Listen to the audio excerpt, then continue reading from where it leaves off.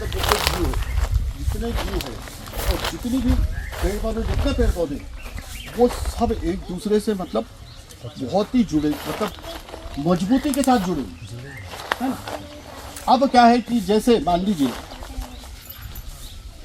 कैसे जुड़ेंगे भाई, अब मान लीजिए जैसे घास है ना, तो घास का हमारे से क्या रिश्ता है मैं बता देता हूँ आपको। तो घास कहाँ उगता है, जहाँ पर ज़्यादा जंगल नहीं होता, मैदान रहते हैं, वहीं उगता है ना। और जहाँ पर ज़्यादा पथरीली मुरमेली ज़मीन होती है वहाँ उगता है घास। तो घास जब सड़ता है तो वहाँ की जो मिट्टी जो खराब होती है वो और अच्छी हो जाती है। ध्यान देंगे आप लोग, अच्छी होती है। अब जहाँ वहाँ थोड़ी सी अच्छी हुई तो फिर इतने जो झाड़ियाँ होती थी, छोटी छोटी झाड़ियाँ बोलते हैं उसको, वो उग जाती है, वो सड़ती है तो वो और खाद बन जाती है, तो वो और अच्छी मिट्टी हो जाती है ना। और फिर उसके बाद जब वो और अच्छी मिट्टी बनी तो फिर ये बड़े बड़े पेड़ होते हैं, है ना। तो घास का भी अब ये जब बड़े बड़े पेड़ आते हैं तो ये हमको फल देते हैं, रोजगार देते हैं। तो घास किस तरह से जुड़ा हुआ है आप देखिए। अच्छा एक और देखिए, एक छोटा सा बहुत सरल सा संस्कृत में एक श्लोक है, छोटे छोटे दो बताऊंगा मैं। उधर आवाज नहीं, श्लोक ध्यान से सुनिए ना, ध्यान से सुनिए। जीवो जीवस्य जीवनम, जीवो मतलब एक जीव दूसरे जीव का जीवन है। दूसरा श्लोक और है, ये श्लोक कान से पूरा श्लोक नहीं है। फिर एक और श्लोक विद्या ध्यान से सुनेंगे आप लोग। जीवो जीवस्य जीवनम मतलब एक जीव।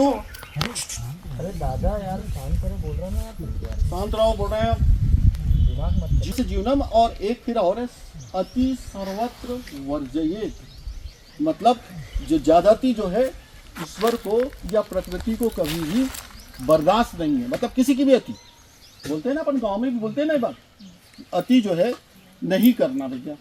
अच्छा अब देखिए, तो मैं आपको बता रहा था कि जीवन कैसे एक दूसरे से जुड़े, लेकिन यहाँ पर भी जैसे अगर मान लो हम मतलब हमारी जनसंख्या हम बढ़ाते जाएं, जो मानव जो है, जो आदमी है वो अपनी जनसंख्या बढ़ाता जाएगा, तो उसको प्रकृति ने नियंत्रण करने के लिए, ऐसे थोड़ी कि आप अगर पूरी जनसंख्या बढ़ाएंगे तो पूरे आप हो जाएंगे, जंगल पहाड़ तो रहने की नहीं, ठीक है ना।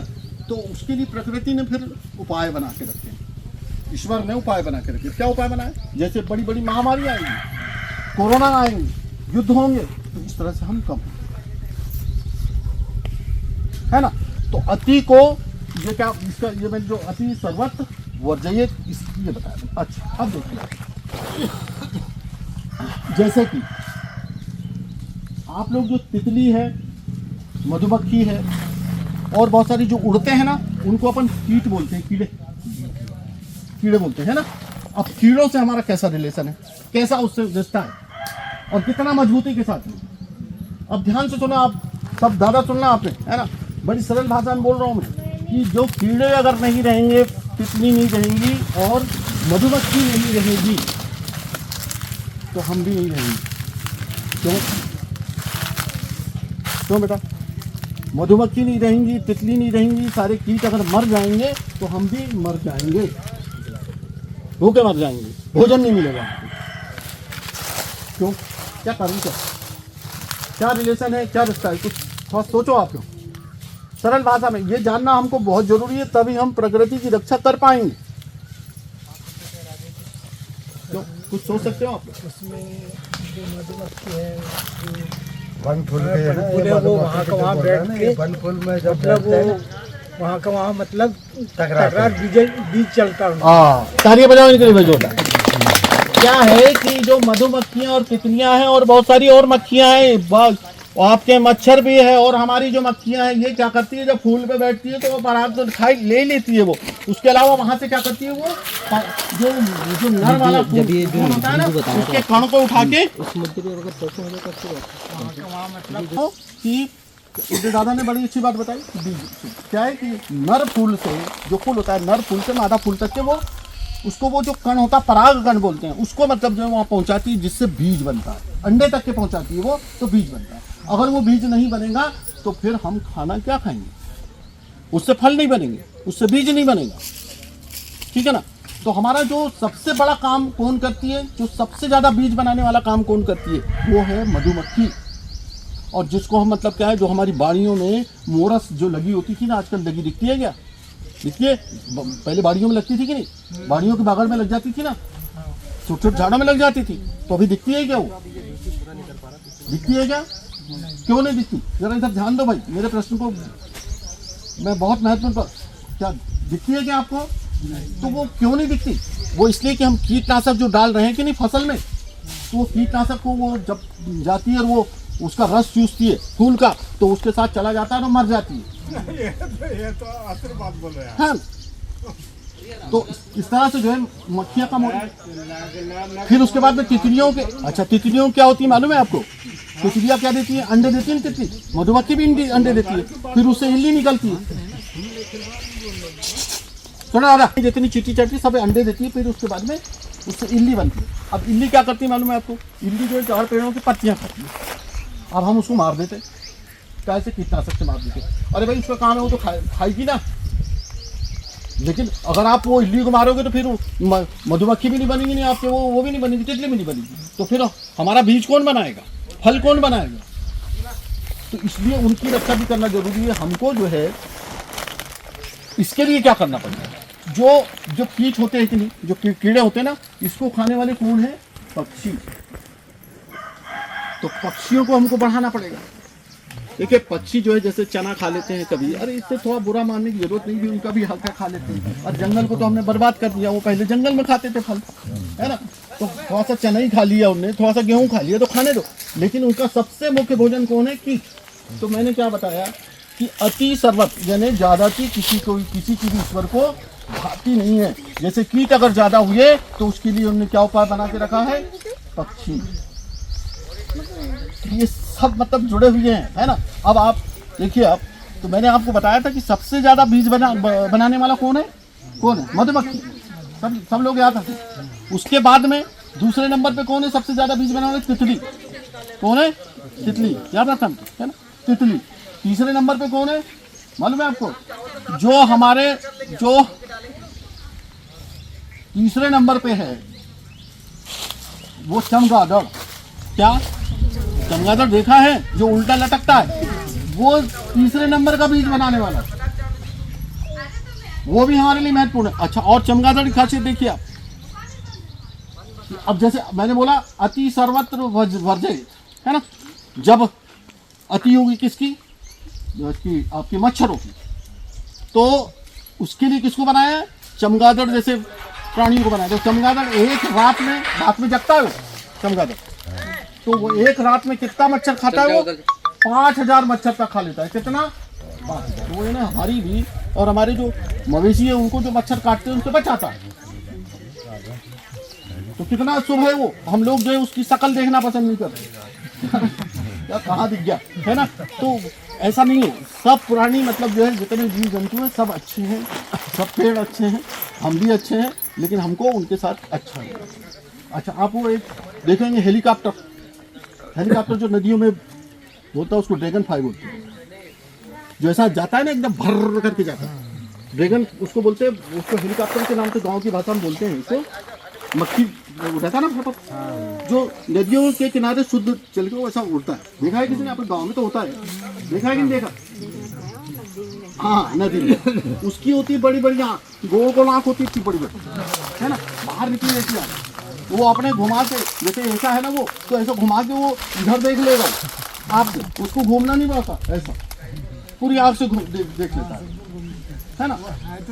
हाँ, और वो मालूम है वो बीज भी बनाता है। दूसरा, वो एक दिन में, ध्यान से सुनो, एक दिन में 3000 मच्छर तक खाता है। कितना? 3000। तो वो भी कितना उपयोग, हमारे लिए सब उपयोगी है पूरे। चींटी हमारे लिए क्या करती है मालूम है आपको? चींटी जंगल में जंगल की जमीन की जुताई करती है। दीमक जो बामी है वो क्या करती है? वो भी जंगल की जुताई करती है। चींटे क्या करते हैं? वो भी जंगल की जुताई करते हैं। वहाँ जुताई हमको कौन कर रहा है? जुताई करते हैं कि जंगल। तो अब जुताई कैसे? जुताई का क्या असर होता है? जब बीज गिरता है, कोई भी बीज गिरा, चाहे कोई भी बीज हो जंगल में, तो वो बीज गिरेगा, नरम जमीन पर गिरेगा तो वही तो उगेगा ना। कागज जमीन की गिरेगा तो नहीं हो गया, है ना। तो वहां पर जुताई यानी इस तरह की जुताई बहुत नहीं। अच्छा, अब उसके बाद दूसरी तरह की जुताई कैसे होती है? जैसे पत्तियां जो ज्यादा गिरती है ना, ये पत्तियां ये सड़ेगी तो इससे खाद बनेगी। तो ये भी नरम जमीन होती है इसकी। जहाँ पेड़ पौधे नहीं रहेंगे तो वहाँ क्या होगा? अब जब जंगल में उधर आवाज नहीं, उगे हुए पौधे नहीं रहेंगे। जिस हमारा जो जंगल है ना, तो बीच से उगे हुए पौधे नगर नहीं रहेंगे ना, तो हमारा जंगल एक दिन खत्म हो जाएगा। क्योंकि हमारी जैसी उम्र होती है ना, तो सब पेड़ों की भी उम्र वैसी होती है भाई। तो जंगल में बीच से उगे हुए पौधे जरूर रहने चाहिए। और जंगल में जब जैसे बड़े बड़े जंगल है, तो हमारी जो मवेशी है, चाहे गाय भैंस बैल, तो उसको एक निश्चित स्थान पे हम रोक लें कि भाई यार इतने स्थान पे हम चराएंगे, है ना, उधर आगे नहीं चलेंगे। क्योंकि जो जंगल का नुकसान सबसे ज़्यादा कौन करता है? मवेशी। क्योंकि जब वो चलती है ना, तो वो बार बार जाने से वहाँ की जमीन जो है कड़ी हो जाती है ना। तो वहाँ कोई बीज गिरता है तो उगता नहीं। दूसरा वो छोटे पौधे रहते हैं ना, उसको खा लेती है। और फिर उस पर जो खुर पाते हैं उसके, तो उससे भी पौधे नष्ट हो जाते हैं। तो मवेशी सबसे ज़्यादा नुकसान करती। तो मवेशी हमको रखना है, चराना है, या तो घर में भी अपन कर सकते हैं, खेत के मेड़ पे भी कर सकते हैं, या फिर हम जंगल में एक निश्चित स्थान, सब पूरा जंगल नहीं है ना। तो हमको सबसे महत्वपूर्ण जंगल को बचाना बहुत जरूरी है ना। और फिर ये कीटनाशक वगैरह का प्रयोग, इसके स्थान पे हम नीम से बना हुआ कुछ कर सकते हैं। उसके निरंतर उपाय चल रहे हैं। नीम को सड़ा के, गोमूत्र को सड़ा के, इस तरह से जो है हमारे बहुत सारा चीज़ें। हम मैंने देखा अभी 100 तरफ सब पूरा हमारा आदिवासी पूरे गोंड समाज के लोग थे, महिलाएं थी, तो वो बना रही गोमूत्र से अपने जो कीटनाशक जो होता है, तो वो कीटों का नाश नहीं करता, वो कीटों को भगा देता है। अब कीटों के अच्छा, और हम जैसे मान लो वो डाल रहे हैं ना आपके क्या बोलते कीटनाशक, उससे और क्या हो रहा है? केचुए मर रहे हैं। पहले केचुए दिखते थे बरसात में, आजकल नहीं दिखते। तो क्या है, तो केचुए क्या करते हैं? केचुए एक तो रासायनिक खाद में सब निपट गए। वो निपट कर कीटनाशक से निपट रहे हैं। हाँ। तो भाई देखो, जब हमको मतलब ये छोटी छोटी बातों का बहुत ध्यान रखना है। जितना हमसे बन सकता है उतना हमको करना है। और मवेशी है तो हम, अगर मान लो हमारी क्षमता है, ज़्यादा मवेशी है, तो हमको गोबर गैस प्लांट लग सकता है, तो उतनी गोबर हो ना, है ना। तो ये भी अब कहाँ ये गैस जो कनेक्शन वगैरह है ना, इसके लिए बहुत, तो ऐसे युद्ध होंगे तो बड़ा मुश्किल लगता है कि ज़्यादा दिन तक हमारे गैस चूल्हे टिक पाए, है ना। तो इसका भी ध्यान रखना है हमको, है ना। तो जंगल की लकड़ी जलाएंगे तो धुआं तो होगा ही होगा, और फिर जंगल बर्बाद होंगे। अभी स्थिति जब उज्ज्वला योजना आई थी तो तब बन गई थी स्थिति कि भाई सबको गैस कनेक्शन मिल गया, तो हमारी जंगल की लकड़ी कटना बंद हो गई। लेकिन अब स्थिति जो है हो सकता अच्छी भी हो जाए, है ना, उधर भी जाए, लेकिन वो तो बाहर से चाहती है ना, उस पर ही निर्भर है। तो अपने कुछ न कुछ अपने को अपने घरेलू उसका उपाय निकालना पड़ेगा। चलिए, धन्यवाद आपको। खाने का क्या स्थिति है? भोजन हो गया क्या आनंद जी?